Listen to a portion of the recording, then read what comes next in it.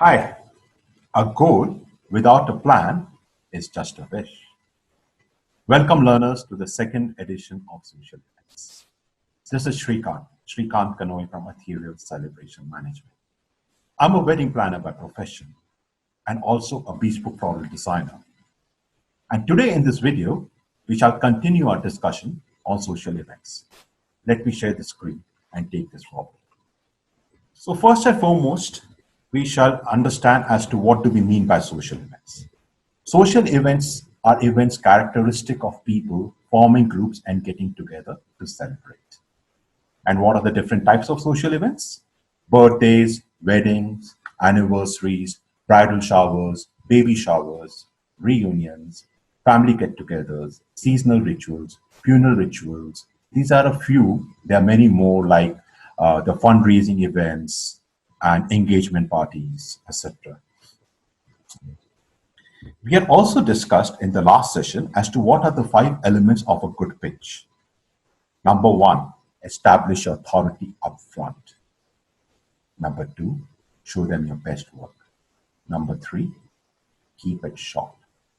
Number 4, don't be afraid to give them ideas. And number 5, keep it simple.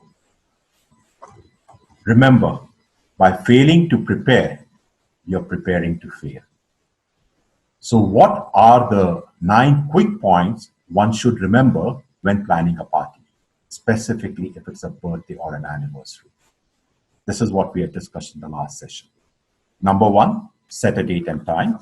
Number 2, choose a location. Number 3, select a party theme. Number 4, send out the invites. Number 5, plan the menu. Number 6, work on the decor. Number 7, close on the types of entertainment. Number 8, book the photographer. Number 9, buy the gifts and the return gifts. Now, what are the services which an event planner offers? They offer theme invites, venue management, food and beverages, including catering, theme cakes, theme decor, lighting, audio video, which includes the DJ, projector, live bands, etc. The artist and the entertainer, which could be the host, the game host, the clown, magician, jugglers, face painters, tattoo artists, tarot card readers, bangle makers, potters, etc. Games and activities, which could be indoor, outdoor, or game stalls, videographer and photographer, and the return gifts. What were the takeaways in the last session? Number 1, be different and be unique. Number 2, deliver on time. Number 3, over-deliver on your promise. And trust me, very soon clients will come looking for you. We also had a presentation as to how to prepare your company's presentation. What are the key things you must keep in mind when you're preparing a portfolio to show to your clients? To start with, it should have a company's logo. Number 2, it should talk about the mission statement. Number 3, the client reviews. Number 4, your area of expertise. Number 5, portfolio of the past work done by you. Number 6, the services you offer. Number 7, list of your clients. Number 8, why a client should work with you. Number 9, your contact details. Keep this in mind when you're preparing your company's presentation. Now let's move forward to the other types of social events, and let us start with reunions.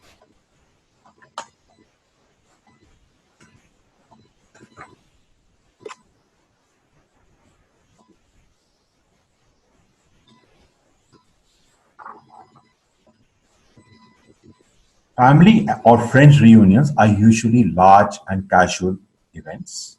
Nowadays, with more and more families and friends settled across the country or even across the globe, reunions are a way to connect with long met friends and relatives. For crafting an unforgettable experience, the event planners are approached for organizing premium reunions. Besides the basic management of the event domains such as the theme, the venue, catering, logistic, entertainment, and accommodation, a successful family or a friend reunion requires an understanding of the concerned members in the family tree or the friend circle, and a bit of survey with them. Moving on to the next one, fundraising events. Fundraising events or cause-related events are social events organized to raise money for various causes. A number of early non-profit organizations use special events to raise needed financial support for their work, as well as to enable public awareness and participation in their causes. Among these is the American Red Cross, which has utilized special event fundraising for nearly 125 years till date. The new definition of fundraising that has evolved is soliciting and gathering voluntary contribution from individuals, commercial organizations, charitable organizations, and government or non-government organizations. This collection of funds is used not only for the purpose of helping poor and needy people, but also used by large organizations for fulfilling their own purposes. The organizations may use these fundraising to broaden their operations for the extension of building or to provide scholarship to students or for any other social cause, or for doing any political campaign. Grants also falls in this category. Nowadays, online fundraising is increasingly becoming popular. Social media and digital technology are here to better the world of fundraising. Some of the most substantial and continued efforts are conducted by schools and colleges by making a donor base which involves alumni, parents, friends, private foundations, and corporations. Though the purpose is already pre-decided, which is fundraising, deciding upon the target group is of utmost importance, as it may help to decide the budget, location, and other required features. Entry fees and ticket sales can be used to recover the cost of most of the expenditure, as one must not forget that this is a fundraising event. Sponsorship in cash or kind is another cost-effective method for such events. Here the cause emphasizes the need for good advertising too, because the better the cause is publicized, the larger the number of audience that can be expected, which will help in fulfilling the objective of the fundraising. As part of the fundraising effort, there must be a host committee or a chairperson who is responsible for contributing substantial amounts to the event and encouraging others to do the same. Moving on to the next kind of a social event, the bridal showers. First of all, what happens at a bridal shower? Or what is a bridal shower? It is a fantastic way to officially celebrate a bride-to-be. Not only is it one of the first pre-wedding events where the friends and the families from both sides get together to meet each other, it also filled with fun, decor, snacks, gifts, and games, and it's the perfect excuse to get fancy. How did this bridal shower originate?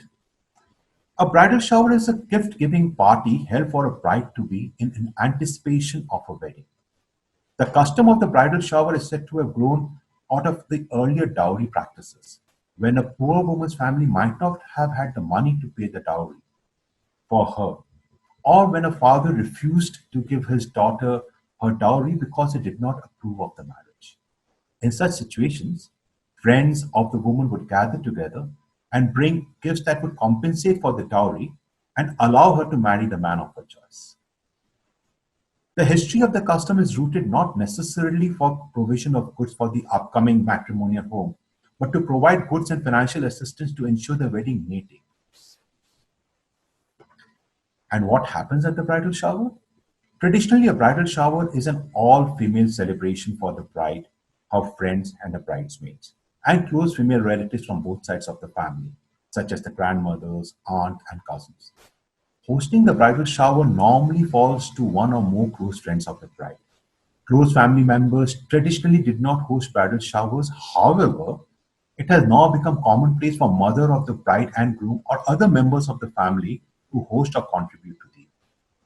Some organizations, such as social clubs, they organize these bridal showers for every member who's getting married.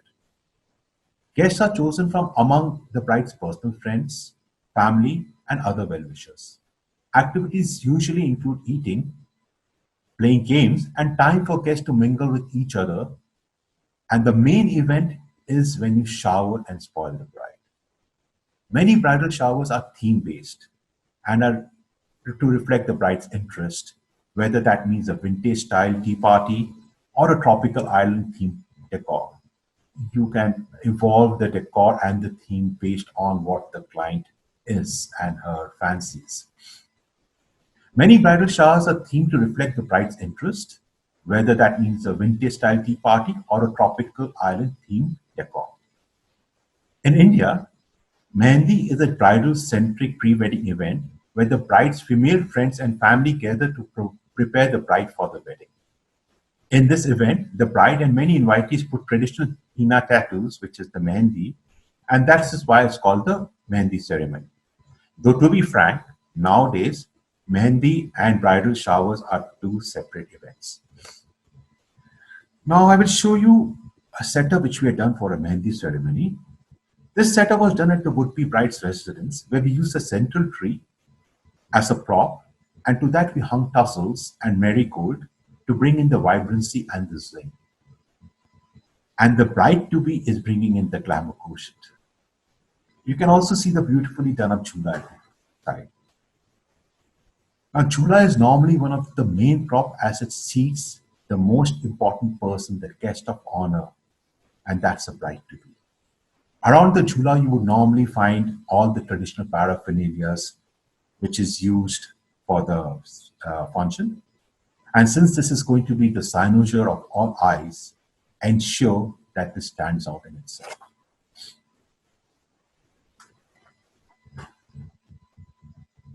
Moving on to the next, that's the engagement. Now, engagement party is the first official celebration to announce the upcoming of nuptials. As per the tradition, the bride's parents are the host of this official celebration. However, nowadays, parents of both sides may co-host the event. Many a times the couple themselves throw the engagement party. Depending on the families of both sides, the event can be confined to immediate family members and close friends or could be organized as a big affair. Moreover, a family may host multiple engagement celebrations as nowadays the friend and family members are spread all across the country and also across the globe. And they may not want the guest to travel again. Sometimes the guest list of the engagement party is determined by the guest list for the wedding party. The celebration does not call for an elaborate five-course meal, and a casual spread or a buffet more than works.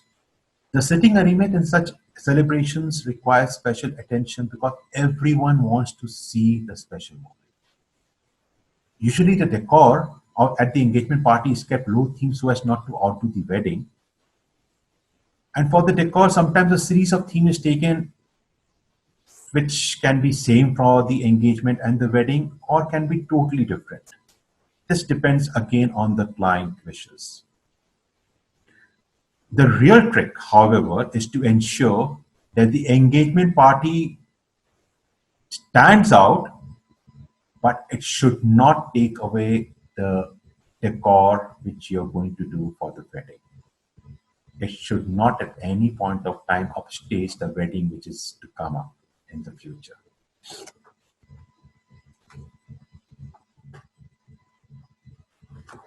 Now, who decides the budget for the wedding?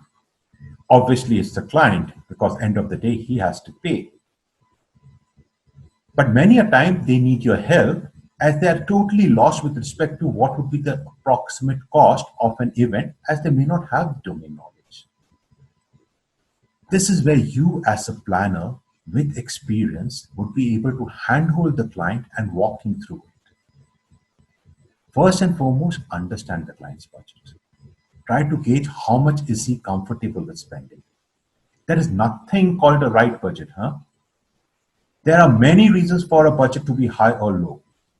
The type of venue, the number of guests, the kind of decor, the expansive menu. There are so many aspects to a wedding. But then try to understand the budget and work it backwards. Make a list and work out approximate cost under each head. But always follow the golden rule.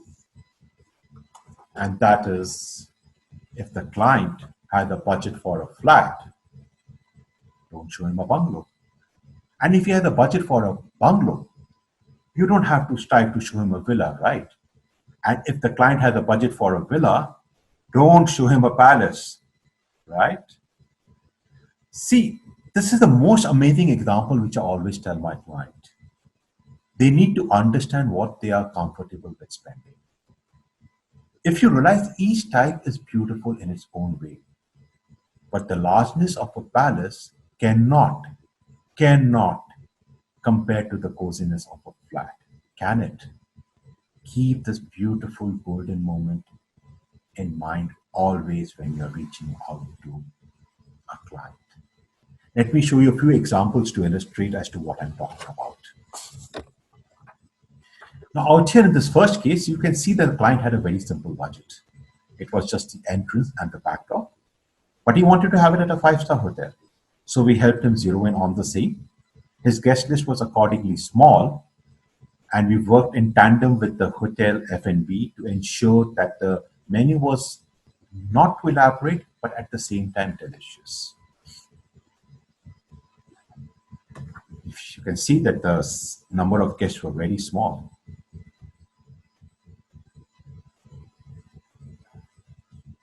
We ensured the setup was very simple, but yet elegant. With just the entrance and the small stage for the ceremony, we were able to work it backwards to the client's budget. But in the second case, which I'm going to show you now, the client wanted the perks. Some people look for a beautiful place, whereas others, like you and me, we make the place beautiful. This is the entrance, a classy affair with strings of tuberose creating a visual delight and a fragrant aroma. And this, what you see out here, is the photo of it. You can see a grand garden theme with the tree bearing red flowers and a swing hanging from the branches of the tree for the couple to sit on and for the photographer to merrily click the pictures. And out here what you see is a what do I call it, installation which is 12 feet high with chandeliers and flowers, creating a dramatic and a total wholesome and a wowsome feel. And this is a grandiose structure again at the entrance with flowers everywhere, creating a big, large magnum effect. These are setups which one may use as a backdrop to a wedding decor or a stage. But this gentleman, he wanted to make a statement and he wanted to go all out. And what a way to go about it. And this is yet another installation at the entrance, what I call a chest full of flowers. A lot of different varieties of imported blooms snugged in a chest with vases around it, creating a beautiful, lovely look. So these were just a few setups at the entrance only. We are not even going to take a peek inside where there was a grand stage for the Bollywood artist performance. Yes, they are called in Bollywood artist for the event. The menu too was very, very extensive. And the photography team, they were also flown in and the logistics arranged. The stage, the sound, the lighting, the decor, everything was top notch. But we had to keep one thing in mind, that though this remains an event with a high recall value, at no point of time should it upstage the upcoming wedding. So you see how the budget works.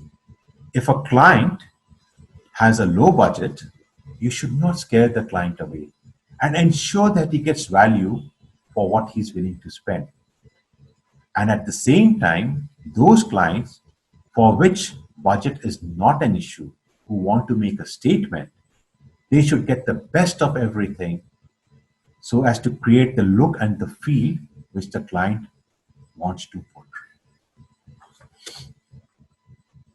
Moving on to the next, we are now looking at baby showers. A baby shower celebrates the expected birth of a child or the transformation of a woman into a mother. Traditionally, baby showers were given only for the family's first child and only women were invited, though this has changed in recent years. And now allowing showers to be split for different audiences, which includes workplace, mixed sex, etc. Baby showers are typically held 1 to 3 months before the baby's due date, but this also changes from custom to custom, uh, depending on different people having different. So at some places, they even have it 5 months before the due date. Because the party centers on gift giving, the baby shower is typically arranged and hosted by a close friend rather than a member of the family. This supposedly avoids the appearance that you're having this simply to collect gifts. However, like many antiquated traditions, this rule isn't strictly observed nowadays.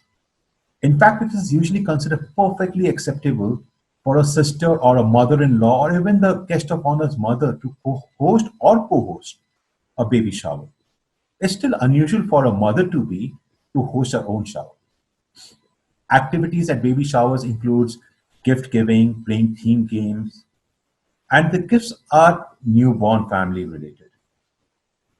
Typical gifts relates to diapers, blankets, baby bottles, clothes, toys, prams, books on babies, memory books, etc. etc.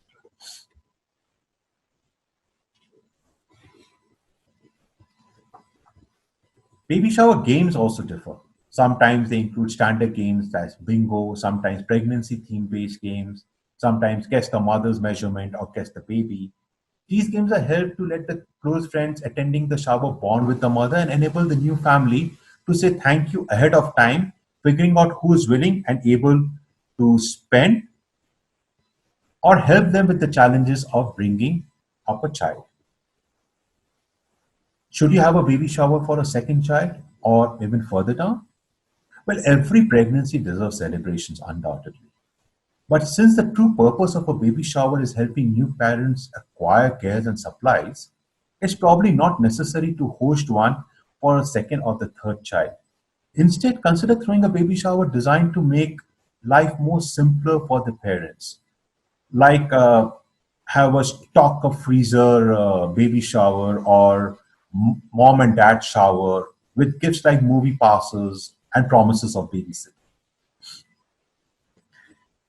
Now, though the term baby shower is relatively new, but the celebration and rituals associated with baby showers and pregnancy are both ancient and enduring. In Hindu traditions, they are called by different names. In northern India, it's called God Bharai. In western India, it's Dohal Jevan, Simant, or Kholo Bhariyo. In eastern India, it's Sadroshi.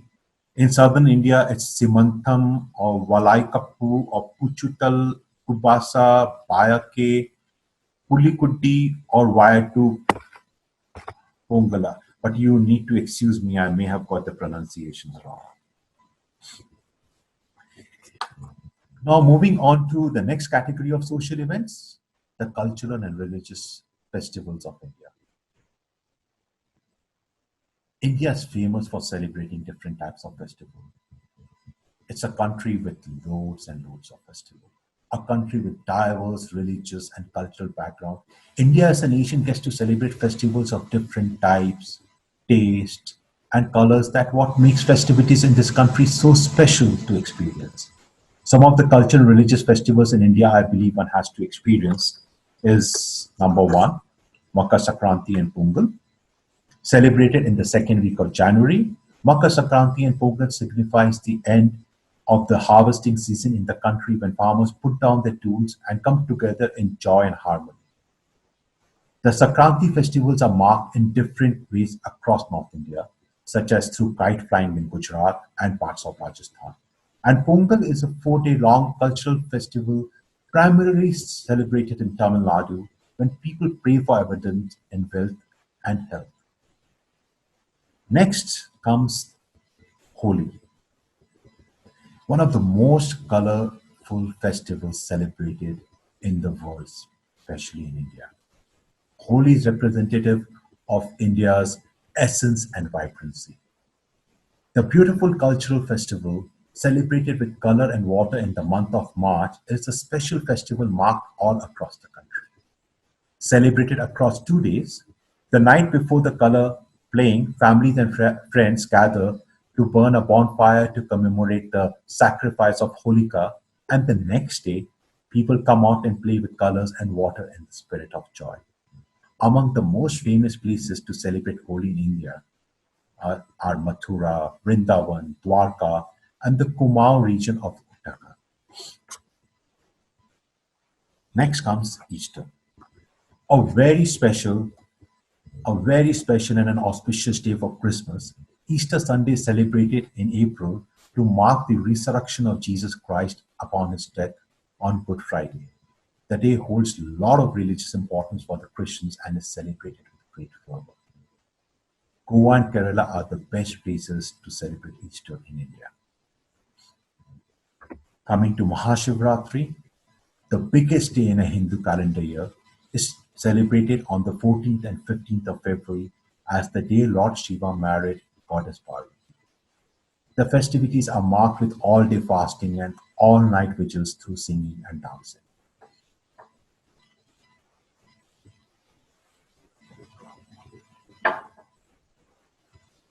Next comes Eid ul-Fitr, Ramadan, one of the biggest religious festivals in India.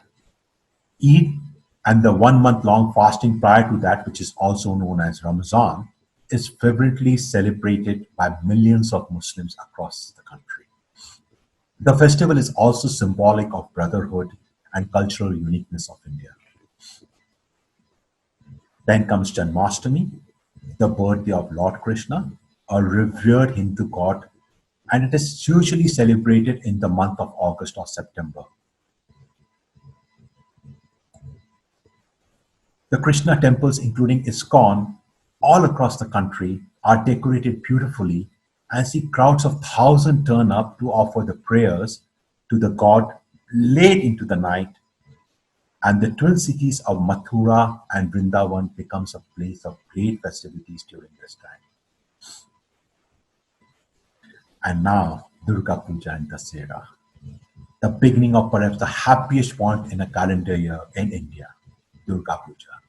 Celebrated over 9 days, and Dasera are the twin Indian festivals that bring loads of joy to the people here. Durga Puja marks the return of goddess Kali to her maternal home for 9 days. Durga Puja in Bengal is known worldwide for the celebration, and Kolkata is the best city to experience the charm and the grandeur which Durga Puja brings with it. The, the type of decor, the type of uniqueness in each and every idol and every venue you see in Durga Puja in Kolkata is unbelievable. It is as if the the way they are created, the way the themes are thought about and chosen, it is such a visual delight.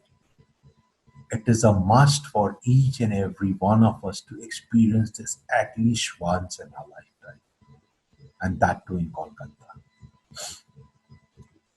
Dasera is celebrated on the 10th day, celebrating the victory of Lord Ram over Ravan, marked by the burning of Ravan effigies across the country.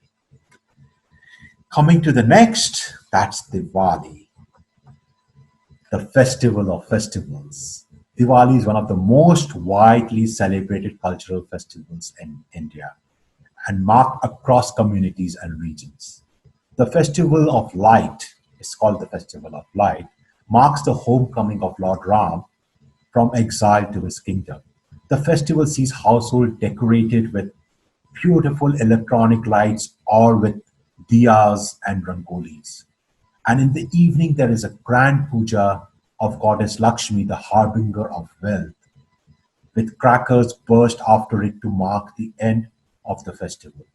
Diwali celebrations are best seen in the northern parts of the country, such as UP, Rajasthan, Punjab, and Delhi. Next, we come to Buddha Purnima, the biggest day in the life of a Buddhist. Buddha Purnima is celebrated across the Buddhist world as the day of birth, enlightenment, and death of, of Gautam Buddha. India, the land of Gautam Buddha, and celebrates his life and teaching, and it is across the Buddhist temples. Bodh Gaya in Bihar is the best place to witness the enchanting celebrations of Buddha Purnima in India. Next we come to is the Losar festival, the celebration of the New Year by the Tibetan Buddhists in the country. It is believed that this festival predates the emergence of Buddhism in India and is one of the most culturally stimulating of Indian festivals. Arunachal Pradesh and Ladakh are the best places to celebrate the Losar festival. Losar celebrations goes on for 15 days, with the first 3 days being the most important. The festival is usually celebrated in the months of February and March.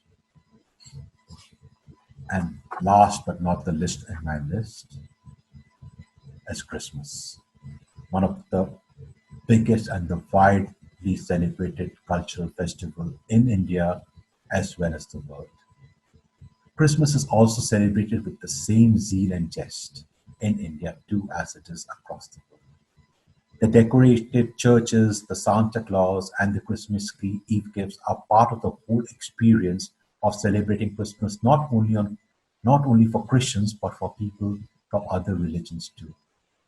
The best place to experience the beauty of Christmas in India is in Old Goa, Meghalaya, and Cochin.